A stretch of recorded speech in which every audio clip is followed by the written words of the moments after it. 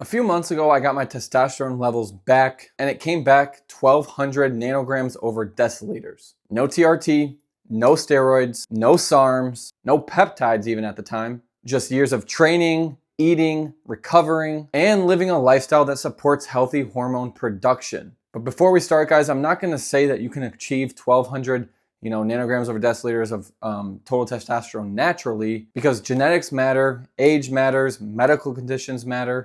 But every person can maximize their testosterone naturally, and in this video, I'm gonna show you exactly how. And before we dive in, guys, if you're looking for workout programs built on the exact same principles I use, or you're interested in one-on-one online personalized coaching, go ahead and visit my website, zachluch.com. I have programs on there for sale right now for strength, hypertrophy, losing weight, getting lean. Every single thing you need in a program you will find on my website, or if you're more interested in actual one-on-one personalized coaching, go ahead and visit my website, zachluch.com as well, and you can find more information about that. I'm telling you guys, these programs and my coaching is legit, so stop waiting if you really want to achieve your goals and build the best habits and results that you can, and come take action and work with me. Now let's jump into the video. Guys, the first point we're gonna go over is your body is always making a decision. And I think this is a lot of times where people misunderstand testosterone. Your body isn't trying to make as much testosterone as possible. It's trying to survive. Every single day, your brain is collecting a bunch of information. How much are you eating? How much are you sleeping? Are you constantly stressed? Are you physically active? Do you have enough energy available? Your body will take all that information and decides how many resources it wants to take to invest into certain things. Muscle growth, recovery, reproduction, and hormone production. Think about testosterone as your body's response to the environment you have created. Environment will lead to hormones, guys. Our brain needs to make a decision about our body and then wonders if it's good or not, or if it wants to spend the necessary energy and time for that. The next one we're gonna talk about, guys, is your body has an energy budget. It needs to know where to put its time and energy or money, right, for this sense, and you have different buckets like this. Your body has an energy bucket, just like you have money in your bank account. Building muscle is expensive, producing hormones is expensive, recovering from hard workouts is expensive. If you're constantly under eating, your body's gonna start cutting costs. And that's when it's important to talk about energy availability. Things like crash dieting, where you cut your calories and diet so harshly and so much that your body's losing weight at a rapid rate, right? But that's not good for, energy, hormones, muscle. So crash dieting, always in a state of cutting, right? Always cutting year round, trying to get leaner, cutting your calories even more and more and more. Worsening your hormone health by being in such a low body fat percentage and not eating enough healthy fats or calories. Skipping meals, right? Not being consistent with your diet and always thinking you can skip a meal or two, or eating maybe 1 or 2 meals a day only.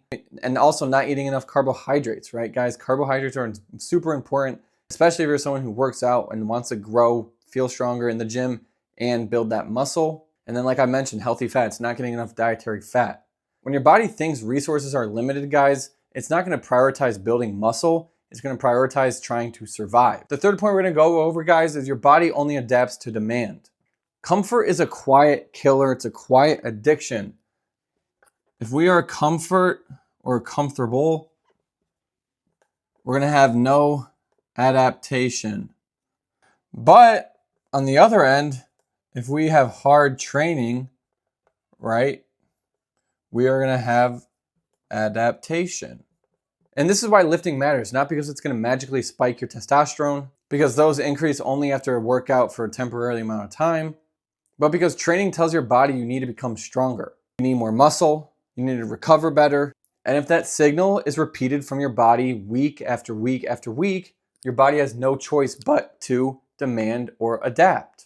That's why progressive overload is important. Being able to progress week after week after week, in some sort of capacity, right? Form, volume, reps, weight, and then also things like compound lifts are important, right? Because we know that androgen receptors are super crucial for testosterone. And if we're not lifting heavy, especially barbell compound lifts, we won't see as much testosterone growth as we could. And then high intensity, guys. You don't want to be half-assing your gym sessions. You want to give your body a reason to adapt. You need to give your body a reason to adapt.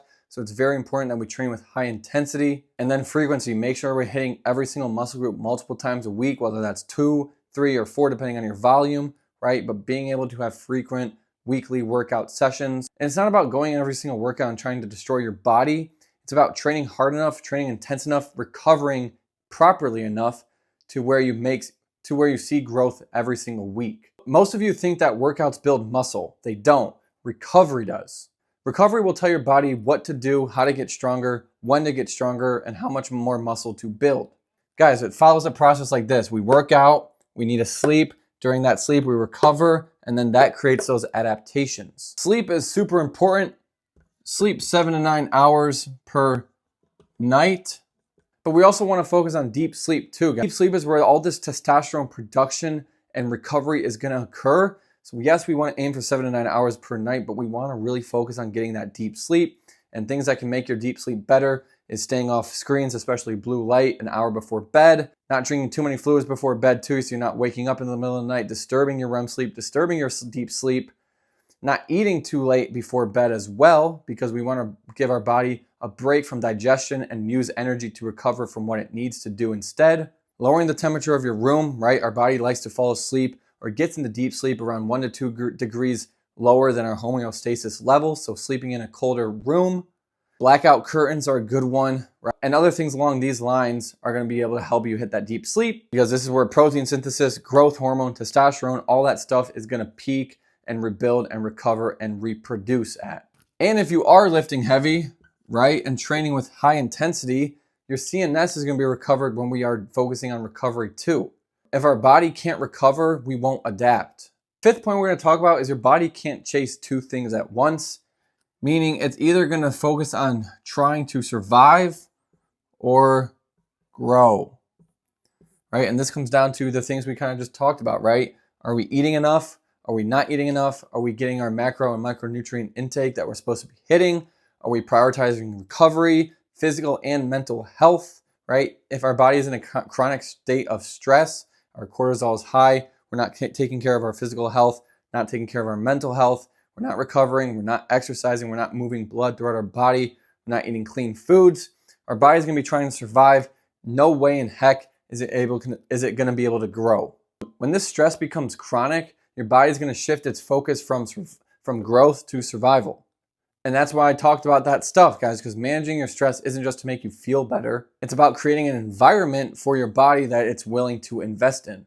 Guys, body fat plays a huge role in hormone production, specifically testosterone. If we are, at a lean body fat percent, but, a healthy lean, that is just simply a better environment for your hormones. Now, why is it important to be a lower body fat percentage if you're focused on testosterone? Well, a couple of reasons. The first thing is aromatase. Okay? This is a converter of male sex hormones from things like androgens to estrogen. Now, aromatase is primarily found in ovaries, but it also is in adipose tissue. So this is important because as a man, right, we want to prioritize testosterone, correct? Right? Now, why is that process important, guys? If we are a male, right, and we're focused on testosterone production, right, we want to be a healthy male, we want testosterone, all those androgens are going to be converted to estrogen. Okay? Right? And now estrogen is going to be on the top of the totem pole, and our body's not going to be producing as much testosterone. Another reason your body fat percentage matters, guys, is because of inflammation. But yes, inflammation is not always necessarily bad, because inflammation is our body's natural process of healing ourselves, right? When tissue is damaged or stressed, our body releases white blood cells, right, to help bring this inflammation down.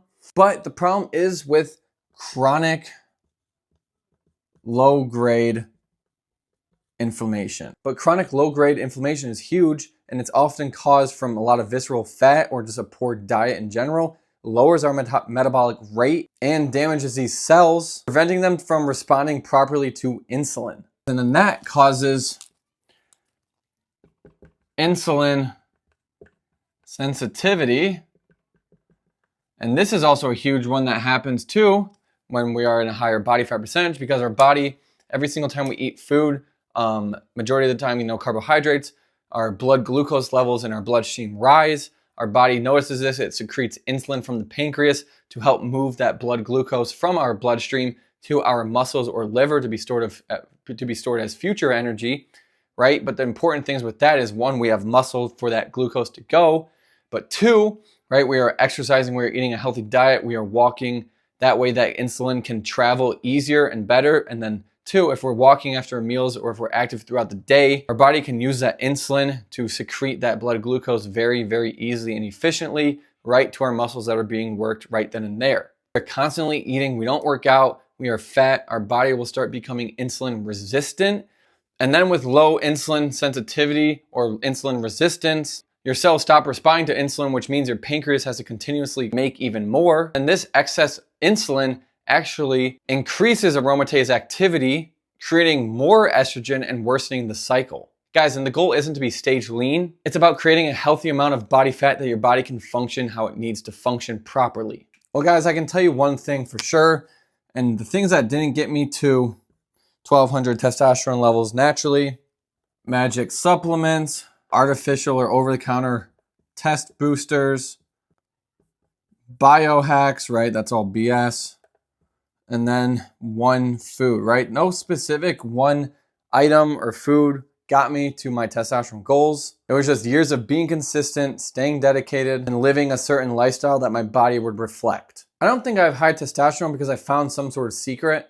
I think I have high testosterone because I spent years and years and years creating a healthy environment that my body had reason to adapt and to grow. Every meal, every workout, every hour of sleep, every walk outside, every decision is a vote for the hormone environment you are creating. There's one thing I want to remind you from this video, guys. Stop chasing testosterone and create a natural lifestyle that supports it. Your hormones are a reflection of how you live.